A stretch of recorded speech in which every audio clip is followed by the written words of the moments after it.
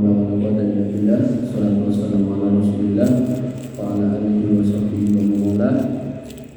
rekan-rekan sekalian, rahmati Allah, alhamdulillah kita bisa bersilaturahmi lagi di masjid ini dalam rangka untuk mendekat lagi kepada Ilahi Rabbi melalui majelis ilmu yang insya Allah diridhoi. Kita masih dalam rangkaian pembahasan tentang anak solih versi Ibadur Rahman. Jadi menjadi anak solih itu sebuah keharusan, sebuah kewajiban, dan ada metodologinya. Salah satunya adalah mengikuti firman Allah Subhanahu wa taala tentang ciri-ciri hamba Allah Ar-Rahman atau Ibadur Rahman. Yang pertama yang pernah kita bahas yaitu mereka yang berjalan di muka bumi dengan rendah hati. Wa Ibadur Rahman alladzina yamshuna 'alal ardi hauna, rendah hati, tidak sombong. Kemudian ciri selanjutnya yaitu wa idza khatabahumul jahilu qalu salama.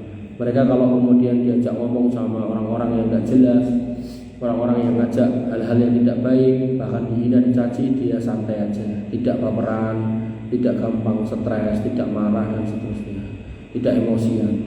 Kemudian sifat berikutnya walladzi yabituna li rabbihim sujada wa qiyama, yaitu mereka yang kemudian berusaha sekuat tenaga malam hari bangun untuk menggelar sajadah, menggelar tempat sholatnya, bermunajat kepada Allah Subhanahu wa taala, minta, yang disebut dengan tahajud atau qiyamul lail.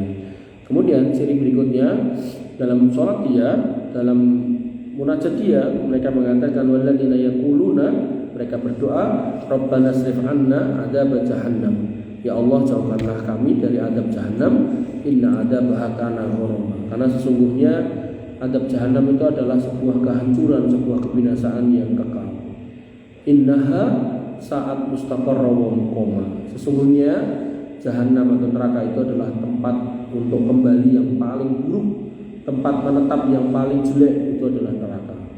Makanya Nabi kita, orang tua kita, yaitu Nabi Adam alaihissalam, itu dulu pernah dikeluarkan dari surga, sehingga beliau alaihissalam insyaallah nanti akan kembali lagi ke surga, dan kita sebagai anak cucunya harusnya kembali ke prabon bah kita, yaitu surga. Oleh karena itu maka seorang hamba Allah Ar-Rahman, yaitu orang yang dicirikan tidak mau kembali ke tempat yang bukan tempat asalnya, yaitu surga. Kemudian ciri berikutnya yaitu walladzina idza anfaqu lam yusrifu wa lam yaqturu wa kana baina dzalika qawama, yaitu orang yang kemudian kalau dikasih kelonggaran nafkah, apakah dia sebagai suami, apakah dia sebagai manusia mau berinfak, maka dia tidak berlebih-lebihan tapi juga tidak pelit. Dia ada di tengah-tengah ini.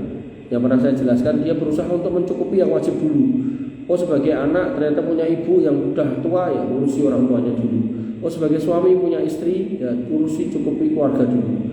Maka ketika ada sisanya, baru kemudian disedekahkan di jalan Allah Subhanahu wa taala melalui pos-pos yang sunnah. Jadi yang wajib dulu baru kemudian yang sunnah. Itu orang-orang yang Ibadur Rahman.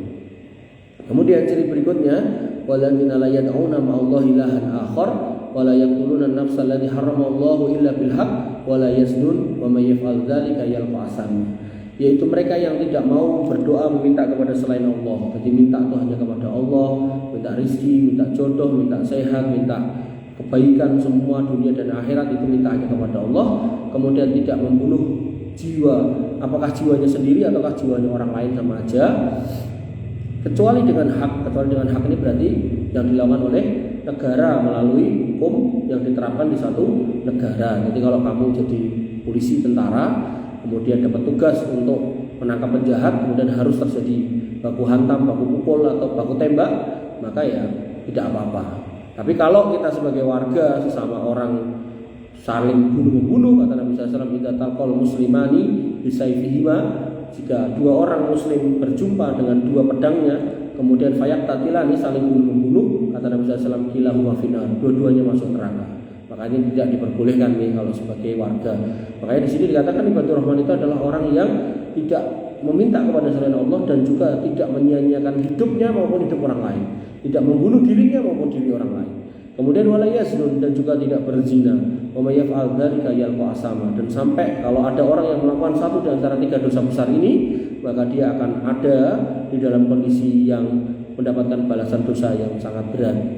Kemudian Allah Subhanahu wa taala menegaskan bahwasanya orang-orang yang melakukan dosa besar tadi 3 itu yang berkaitan dengan keyakinan, yaitu kesyirikan, dicirikan dengan berdoa meminta kepada selain Allah, kemudian dosa besar kepada manusia dengan membunuh, ini mungkar, kemudian dosa besar kekejian yaitu berzina, maka Allah mengatakan yu'aflahul adab yaumal qiyamah wa yakhlud fihi muhana, dan mereka yang melakukan dosa-dosa besar itu akan dikekalkan di dalam adab dalam keadaan terhina, dihinakan di sana. Padahal orang beriman selalu minta kepada Allah Subhanahu wa taala, wala tuhzini yauma yub'atsun. Jangan engkau hinakan saya ya Allah nanti di hari kiamat nanti. Nah, tapi apakah orang-orang yang berdosa besar itu tidak mungkin untuk diampuni? Mungkin, dengan syarat illa man taba wa amana wa amila sholihan fa ulaika yubaddilullahu sayyi'atihim hasanat wa kana Allahu ghafurur rahim. Kecuali orang-orang yang bertobat, beriman, dan setelah itu dia memperbaiki diri dengan beramal soleh, maka semua kejahatan tadi diganti dengan kebajikan. Nilai-nilai dosanya diganti dengan pahala, dan Allah Maha Pengampun lagi Maha Penyayang. Kemudian Allah tegaskan wa man taba wa amila sholihan fa innahu yatubu ila Allahi mataba. Orang yang bertobat dan mengerjakan amal soleh, maka sesungguhnya dia bertobat kepada Allah dengan tobat yang sebenar-benarnya. Jadi tobat ketika kita melakukan dosa, apapun dosa kita, apapun kesalahan kita, selama kita masih hidup, selama masih dikasih nyawa, selama matahari masih terbit dari timur, selama kemudian kita masih bernafas, maka tobat kita masih akan terus diterima oleh Allah Subhanahu wa taala meskipun dosa itu besar sekali. Makanya jangan sampai kita suka menghukumi orang lain yang baru bertobat dengan iso bertobat, mau ditompo tobatmu. Jangan sampai kita punya mulut-mulut yang seperti itu. Karena nanti di dalam sebuah hadis ada orang-orang yang mencela orang-orang yang bertobat, kemudian Allah justru membalas ucapannya dengan mengatakan tak terima tobatnya sedangkan dosamu malah tak ampuninya. Hal ini harus kita jauhi. Kemudian orang-orang yang termasuk dalam ibadur rahman adalah mereka yang menjauhi az-zur, walladzina la yashaduna az-zurra wa idza marru billahi marru kirama. Mereka yang menjauhi az-zur, dan kemudian kalau ada perbuatan yang sia-sia dia tidak mau. Jadi kalau kemudian ada game online, ada macam-macam permainan yang enggak ada gunanya, ya harusnya kita menjauhi. Karena berawal dari game online akhirnya jadi judi online. Berawal dari golek duit dinggo main game online, akhirnya golek duit dinggo judi online, akhirnya terlilit pinjaman online. Begitu kemudian ra iso nyaur, ora duwe gawean, pengen ngimpi dadi wong sugih, ora iso sabar, ra gelem sabar, akhirnya dia menghabisi dirinya sendiri. Maka itulah lingkaran setan. Kalau kemudian kita bisa membaca situasi seperti itu, harusnya membukanya atau masuk sejak awal itu jangan. Karena kalau udah biasa game online, nah nanti kan metu iklan judi online, keklik itu, akhirnya ke-download gitu kan. Oh ternyata aku dengan nge-game ra kerja iso main iki untuk duit, bayangane. Nanti dit akhirnya ngutang karo kancane wis ora disauri, akhirnya ngutang pinjol cair ra iso nyaur tuh ya pinjol. Stres akhirnya bunuh diri. Banyak orang yang seperti itu. Nggih. Kemudian ciri berikutnya adalah walladzina la yashaduna zur wa idza maru billahi kirama tadi udah. Dan azur di sini ada banyak makna azur, yaitu ada 8 kalau nggak salah kemarin. 8. Yaitu di situ adalah berhala, kemudian musik-musik, dangdutan, koploan, kemudian perbuatan kesirikan, kemudian permainan-permainan jahiliyah, pengundian nasib, kemudian di situ juga bermakna azur adalah dusta, persaksian palsu, kemudian juga di dalamnya adalah perayaan orang-orang non-muslim. Jadi orang Islam nggak boleh ikut Natalan, nggak boleh ikut perayaan-perayaan orang non-muslim. Kemudian yang ke-8 ada juga yang berpendapat azur adalah majelis-majelis khianat. Jadi kumpul, membuat rencana makar untuk negara, makar untuk pemerintahan, itu juga kurang baik. Kemudian pada ciri berikutnya dikatakan walladzina idza dzukiru bi ayati rabbihim lam yakhirru 'alaiha summa wa umyana. Ini yang malam ini kita bahas. Yaitu bahwasanya ibadur rahman adalah orang yang apabila disebut nama Allah Subhanahu wa taala, apabila disebut ayat-ayat Allah Subhanahu wa taala, mereka tidak mendengarkan dengan kondisi tuli maupun buta. Artinya dia enggak teke gitu. Kalau kemudian ada orang yang mengatakan iki lho agama ngene, dijelaske, dia menyimak. Bahkan Nabi SAW mengatakan ad-dunya mal'unatun. Dunia itu celaka, terlaknat. Mal'unun ma fiha illa. terlaknat semuanya kecuali zikrullah wa mawala, kecuali zikir kepada Allah dan yang semisal dengan itu. Nah, yang semisal dengan ini apa? Yaitu majelis ilmu. Sehingga Nabi SAW mengatakan kun aliman, nek kamu bisa memungkinkan jadilah orang alim. Kemudian au muta'alim, atau jadilah orang yang muta'alim, belajar dari seorang guru, dari seorang ustadz, tapi sambil nyatet muta'alim. Au mustami'in, atau kalaupun yang kedua enggak, yang satu enggak, dua enggak, yang ketiga pendengar. Tapi kemudian kata Nabi apa? Wala takun robian, jangan jadi yang keempat. Yang keempat siapa? Bukan orang yang ngajar, bukan orang yang belajar sambil nyatet, bukan juga orang yang dengar ketok. Jadi wong sing ra ngaji, jangan. Karena ad-dunya mal'unatun mal'unun ma fiha. Dunia itu terlaknat dan terlaknat semua isinya kecuali zikrullah wa mawala. Maka termasuk bentuk zikir kepada Allah Subhanahu wa taala adalah bermajelis ilmu, karena kita diingatkan tentang hakikat kehidupan, hakikat seorang hamba dikembalikan kepada relnya, jangan sampai salah jalan, salah pilih, salah melangkah. Karena kalau sampai salah, biasanya ya bubrah, sing omah-omah ya bubrah, sing kemudian duwe usaha ya bubrah, kemudian bahkan hidupnya juga ikut bubrah. Dan itu jenengan bisa saksikan dimanapun banyak seperti itu, mau dari timur, mau dari barat, mau kulit putih, mau kulit hitam. Kalau nggak kembali kepada rel yang digariskan oleh Allah dan Rasulnya, yaitu agama, yaitu Al-Quran dan Sunnah, biasanya bubrah. Makanya di sini dikatakan termasuk ciri ibadur rahman adalah dia yang selalu memperhatikan firman-firman Allah Subhanahu wa taala, dan dia tidak mau beranjak dari ayat-ayat itu dalam kondisi buta dan tuli.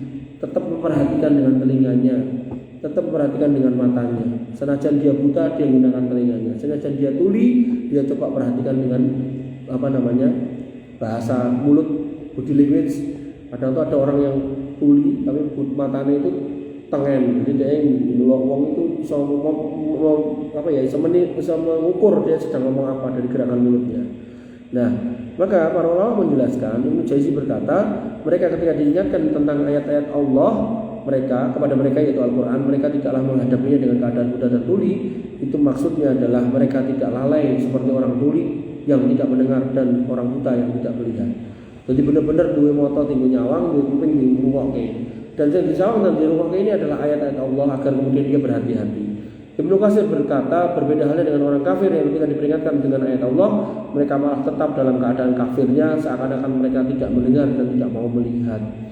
Dan sifat orang kafir sampai dijelaskan oleh Mujahid, beliau berkata, lam yasma'u, mereka enggak mau mendengar, walam yubsiru, dan enggak mau melihat, walam yafqahu syai'a, dan tidak mau memahami apapun. Jadi orang kafir itu disifati ketika ada pengajian, ada segala macam taklim, ada segala macam majelis ilmu, sama sekali nggak peduli, sama sekali nggak gagas. Walaupun omahnya nemplek sama masjid, dia nggak peduli. Nah, maka inilah orang-orang yang tidak mendapatkan hidayah. Maka bersyukur kita di antara orang-orang yang mendapat hidayah. Loh, nah, tapi jumlah kita cuma sedikit. Kata Allah Subhanahu wa taala apa?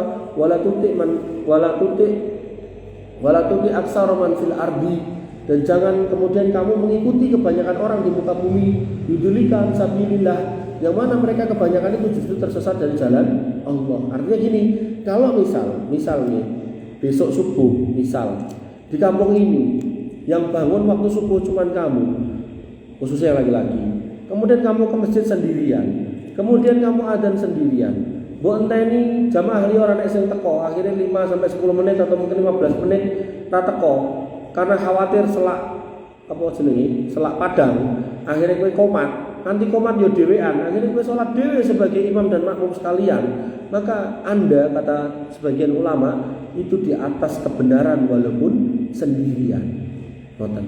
Jadi kebenaran enggak selalu diukur dengan jumlah. Artinya kalau kita berkesendirian tapi di atas kebenaran, insya Allah aman-aman aja. Dan sifat kebanyakan manusia, kata Imam Hasan Al-Basri, kam min rajulin yaqra'uha wa yakharru 'alaiha asamma a'ma. Betapa banyak orang yang membaca dan dihadapkan padanya ayat-ayat Allah namun dia tidak mendengar dan tidak pula melihat. Enggak ngerti iki apa bacaan iki, maknane apa. Jadi bacaan Quran mungkin lomba, bagus-bagusan suara, tapi tidak dipahami isinya apa. Maka pantasnya orang beriman tidak berpaling dari Al-Quran.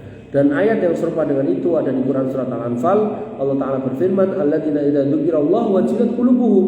Orang-orang yang beriman itu kalau disebut nama Allah, hatinya bergetar.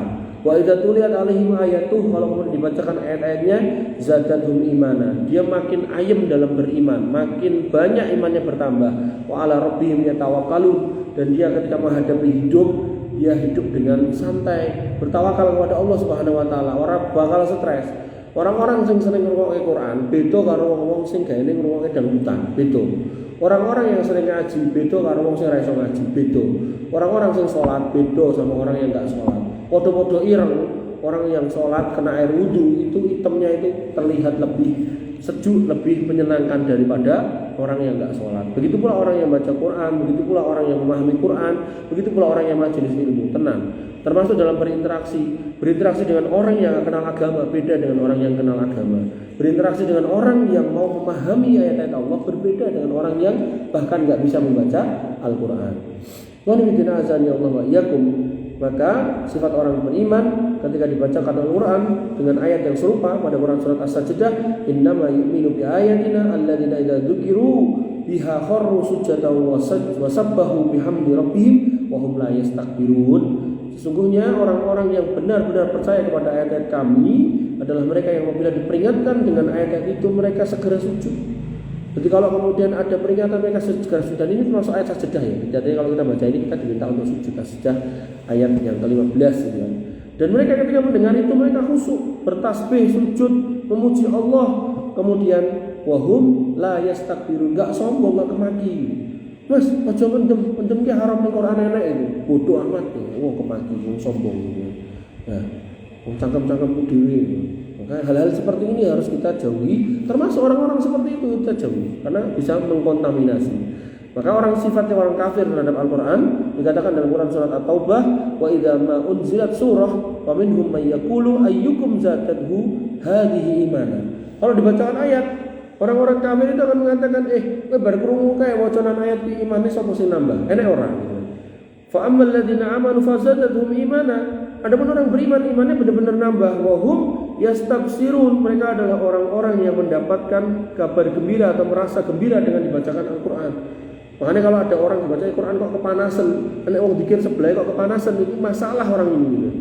Wa ammal ladzina fi qulubihim marad, adapun orang-orang yang di dalam hatinya ada penyakit, fazadatuhum rijsan ila rijsihim, maka di dalam hatinya akan bertambah itu kekafiran demi kekafiran, akhirnya dia sudah enggak bisa lagi mendengarkan kebaikan.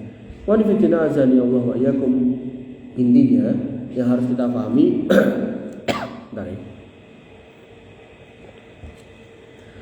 hidup kita di dunia itu sebentar, dan di akhirat selamanya. Bahkan ada seorang ustadz itu yang menghitung kalau satu hari di akhirat itu 1000 tahun, maka kalkulator tak hitung bisa, nggak apa-apa, penemplek itu. Kalau satu hari di akhirat itu 1000 tahun di dunia, satu hari di akhirat 1000 tahun di dunia, maka kalau kita hidup 60 tahun, maka itu berapa jam saja nek dibandingin waktu nek akhirat? Ayo, piro Mas? 60 tahun dibagi 1000, kemudian dikali 24 jam, berarti 1,44 jam. Artinya hidup kita 60 tahun ning donya, 60 tahun iku nek dibandingke ning akhirat itu sedina wae ora, cuman 1,5 jam di akhirat. Artinya perjuangan kita selama 1,5 jam itu kita gunakan semaksimal mungkin, kita pertaruhkan sekuat tenaga untuk mendapatkan kebaikan selama-lamanya di akhirat. Padahal akhirat kan nggak cuma 1000 tahun, selama-lamanya gitu loh. Paham nggak? Sehingga orang yang baik, orang yang benar, orang yang paham benar dengan hakikat hidup, ketika Allah mengatakan wa ma khalaqtul jinna wal insa illa liya'budun, dia akan ngerti nek urip kuwi ora dinggo oke-okean mangan, urip kuwi ora dinggo oke-okean seneng, bukan. Tapi urip itu dinggo ngebekti marang Gusti Allah. Nah, cuman memang untuk sholat, untuk kemudian kita juga bisa nyaman di dunia, kita butuh rumah, kita butuh rumah tangga juga, kita butuh keluarga, maka kita diperintahkan untuk kerja nyari nafkah. Neng jangan sampai kebalik gitu loh. Kita lupa jalan untuk ke akhirat, tapi kita malah ke dunia. Akhirnya ada orang-orang yang sampai menjual agamanya, sampai kemudian menggadaikan agamanya, bahkan hanya demi supermi dan telur gitu kan. Sangat hina sekali itu. Maka orang yang paham benar kondisi kehidupan kita, harusnya dia terus berjuang di atas keyakinan ini. Nah, ketika kita di dalam masjid ini kajian atau sholat atau mendengarkan khutbah Jumat misal gitu, iman kita nambah, kita diingatkan tentang akhirat gitu. Begitu kita keluar lagi ning dalan, wah ngerti wong ora klamben, ora katokan sak piturut, tiba-tiba langsung ngedrop. Maka itulah hakikat iman naik dan turun. Terus lali dalan mulih ning akhirat, lali untuk terus kebakti marang Gusti Allah. Nah, cara untuk ngecasnya ibarat HP, jenengan HP jenengan nek ngedrop jenengan piye carane golek charger to. Nah, begitu kemudian ngedrop, jenengan kan golek charger. Nah, cara ngecas iman itu agar kita kembali lagi ke relnya, agar kembali lagi ke khitohnya, ke jalannya yang benar, itu adalah dengan majelis ilmu.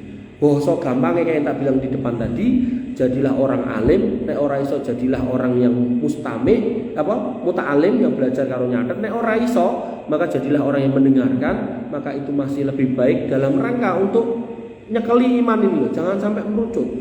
Jangan sampai merucut goro-goro fitnah dunia, goro-goro urusan-urusan yang harusnya tidak kita bela mati-matian karena tidak bisa dibawa mati. Nggak bisa. Kamu dapat harta sebanyak mungkin, kalau nggak kamu nafkahkan di jalan Allah, kalau nggak kamu gunakan di jalan yang benar, alias kamu gunakan di jalan yang jelek, malah justru itu akan menjadi beban di akhirat yang harus kita pertanggungjawabkan. Maka harusnya seorang yang beriman, harusnya kemudian dia paham benar kalau jalannya itu jalan keimanan yang harus dia isi terus hari-harinya. Iman itu dicas terus. Wong HP wae kedrop sithik kita geger nggawa charger, nggawa power bank. Maka kita sebagai orang yang beriman setiap hari harus berpikir, hari ini aku udah nambah imanku dengan apa nih? Baca Quran kah? Beramal sholih kah?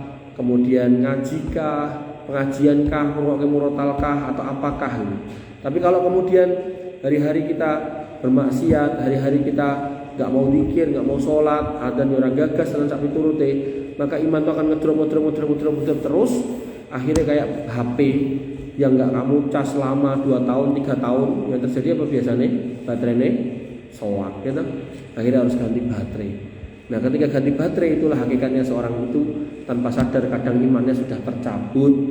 Menurut dia masih Islam, tapi karena seumur-umur sholat, akhirnya ngadep Gusti Allah, Islamnya ora kanggo. Menurut dia masih Islam, tapi karena enek ajakan perbuatan zur, Natalan bareng dia teko terus gitu kan. Nah, akhirnya menghadap Allah imane ora kanggo dan sak piturut deh. Maka pentingnya belajar, pentingnya mengkaji agama ini agar kemudian kita tetap dikasih arahan, dikasih hidayah. Karena hidayah itu ada 2, hidayah taufik, kita dipilih sebagai orang beriman, dan yang kedua ini hidayah irsyad. Bagaimana di atas keimanan ini kita tetap berjalan sesuai koridornya. Ya ini gak banyak orang yang mau hidayah irsyad ini.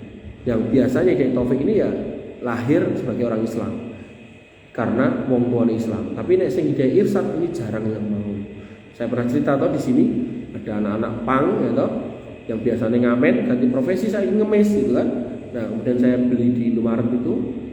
Begitu saya keluar tak bilang, "Mas, aku meh pengajian di sebelah kono, ayo melu.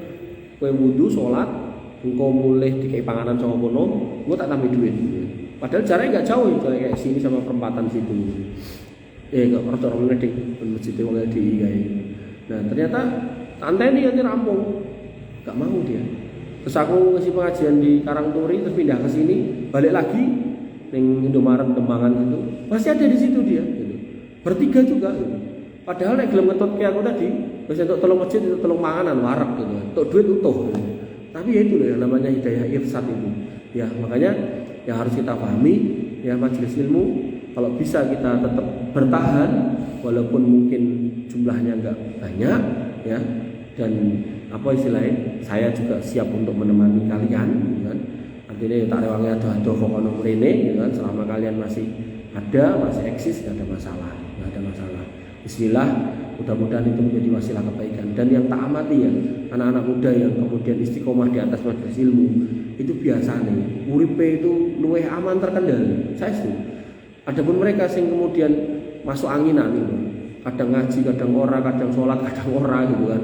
Itu uripe sing ngono-ngono wae gitu. Ngono-ngono wae. Ketemu saya gitu ya paling yo mentok-mentok boleh utang. Dan itu hal-hal yang kemudian menyedihkan. Harusnya kita itu sebagai orang-orang yang mengerti kalau Allah itu ada, kita jangan sampai kemudian kita mengabaikan jalan menuju Allah sehingga seolah-olah kita menemukan jalan lain. Itu salah. Yang benar, kita tetap fokus menuju jalan kepada Allah itu, dan Allah itu akan memudahkan jalan kita untuk hidup di dunia ini karena kita menarah ke sana gitu. Makanya jangan dibalik-balik. Jangan kowe ngejar dunia entek-entekan terus kowe lali dalan menuju Gusti Allah. Sing bener berjalanlah sekuat tenaga menuju Gusti Allah, maka Allah itu akan menjamin hidup kita dengan aman. Makanya Allah mengatakan alladzina amanu wa lam yalbisu imanahum bidzulmin ulaika lahumul amnu wa hum muhtadun. Wong-wong sing beriman kemudian dengan keimanannya itu dia enggak campur dengan kesirikan, dia enggak campurkan dengan kemusyrikan, maka kata Allah Subhanahu wa taala ulaika lahumul amnu. Mereka tak jamin aman ning dunia kalau akhirat. Ning dunia ora bakal kekurangan, ning akhirat selamat, wa hum muhtadun, untuk hidayah terus, untuk jalan lurus terus. Nah, ini yang harus kemudian kita pahami. Nah, untuk sampai ke situ butuh ilmu. Ilmunya ada di mana? Majelis ilmu. Begitu. Kalaupun pada akhirnya suatu ketika panjenengan tidak bisa hadir, maka mungkin jenengan di luar kota dan seterusnya, maka media masih ada gitu loh. Jangan berhenti dari belajar menuntut ilmu. Selama masih ada kajian yang baik, kajian yang mengajarkan Quran dan Sunnah, mengajarkan agama yang baik, maka tetaplah bertahan di situ. Apakah di sini, apakah di sana, apakah di daerah sini, apakah daerah sana, apa di kota ini atau di luar kota sana, maka tetaplah bertahan dan istiqomah di situ. Sampai kapan? Hatta ya'tiyakal yakin. Sampai yang namanya keyakinan kematian menjemput kita. Sebagaimana perkataan Imam Ahmad bin Hanbal ketika bawa kitab nenteng ini, kemudian sambil bawa sendal, nah dilurui karo koncone, Mat Ahmad, sampai kapan ngarep ngaji terus? Kata Imam Ahmad, sampai kakiku pertama kali menginjakkan tanah di surga. Jadi Imam Ahmad, selama ada orang yang lebih alim, beliau akan bermajelis terus. Bahkan yang namanya Imam Nawawi itu sampai bermajelis ngejar guru sehari itu pernah 12 kali. Jadi kita cuma sekali dua kali dalam seminggu, insya Allah itu masih ringan. Imam Nawawi 12 kali dan malam menulis kitab. Makanya sebagian orang berpendapat, sebagian ulama berpendapat, beliau memporsir badannya sehingga umur 44 beliau wafat sedo dan bahkan meninggal dalam kondisi masih jomblo. Yang ulama jelas orang nikah mergo sibuk, esok sibuk ngaji, dakwah, bunyi nulis kitab, makanya kitabnya gede-gede. Nah kita gitu kan. Nah, maka kita juga harus banyak menyibukkan urusan-urusan yang positif agar kemudian kita tidak digiring setan untuk melakukan hal-hal yang negatif. Yang mananya monggo. Enggak apa-apa.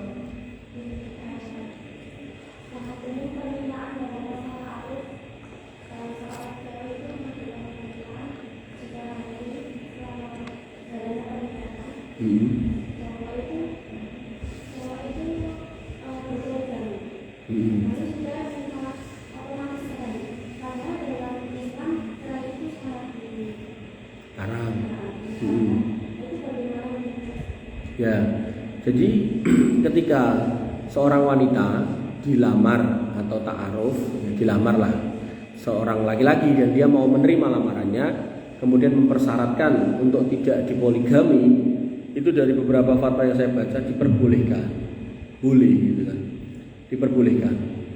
Cuman yang menjadi catatan, jangan melarang poligami karena kita membenci syariatnya, tapi lebih karena kita belum siap secara hati. Nah itu masih ada yang membolehkan gitu loh.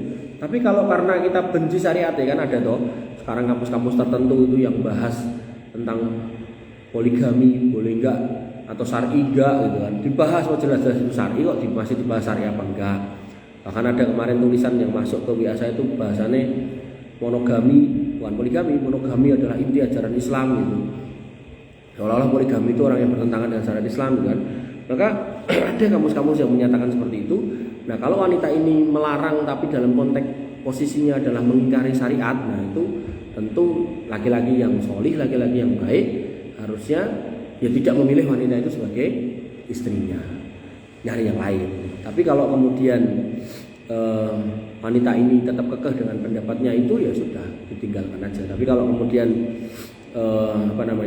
dipersyaratkan seperti itu dan dia niatnya bukan apa-apa tapi lebih karena dia belum siap secara hati nurani, saya biasanya nyebar formulir ta'aruf itu kan ada itu pertanyaan kayak gitu, siap nggak dipoligami, rata-rata ya yang akhwat-akhwat yang belum pernah nikah alias masih gadis rata-rata di situ menjawab belum siap atau tidak mau, rata-rata gitu. Maka ya itu sebuah pilihan, nggak apa-apa. Nah, cuman kalau memang seorang laki-laki dalam perjalanannya melihat ada urgensi, misal istrinya yang tadi ngomong kayak gitu ternyata sudah nikah 10 tahun nggak punya keturunan gitu kan.